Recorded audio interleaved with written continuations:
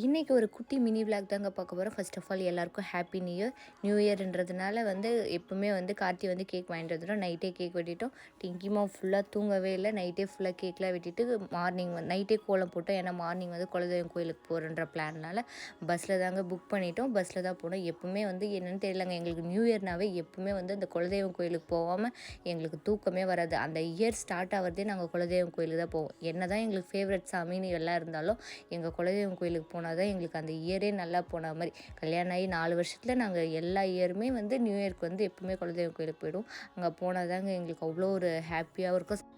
அந்த இயரே எங்களுக்கு நல்லா போன மாதிரி ஃபீல் ஆகும். ஸோ நாங்கள் குலதெய்வம் கோயில் மட்டும் எப்பவுமே நியூ இயர் டைமில் மிஸ் பண்ண மாட்டோம். எங்கள் பசங்களுக்கும் நாங்கள் அதை தான் சொல்லி வளர்ப்போம். எப்பவுமே எந்த கோயிலுக்கு போனாலும் நியூ இயர்னால் எப்பவுமே புது வருஷத்தை நம்ம குலதெய்வத்தை போய் வேண்டுங்கன்னு தான் நாங்களும் சொல்லி வளர்ப்போம். கண்டிப்பாக நீங்களும் அது போல் உங்கள் குலதெய்வத்தை என்றைக்குமே மறக்காதீங்க. ஸோ நியூ இயர் எதுவுமே குலதெய்வம் கோயிலுக்கு போயிட்டு பிளஸ்ஸிங்லாம் வாங்கிட்டு அதுக்கப்புறமா நாங்கள் ரிட்டன் ஆஃப்டர்நூனே கிளம்பிட்டோம். அதுக்கப்புறம் வரும்போது சாப்பிட முடியல, பஸ்ஸில் வந்ததால் நாங்கள் வீட்டுக்கு ஹோட்டல் போய் கார்த்தி வாங்கிட்டு சாப்பாடு வாங்கிட்டு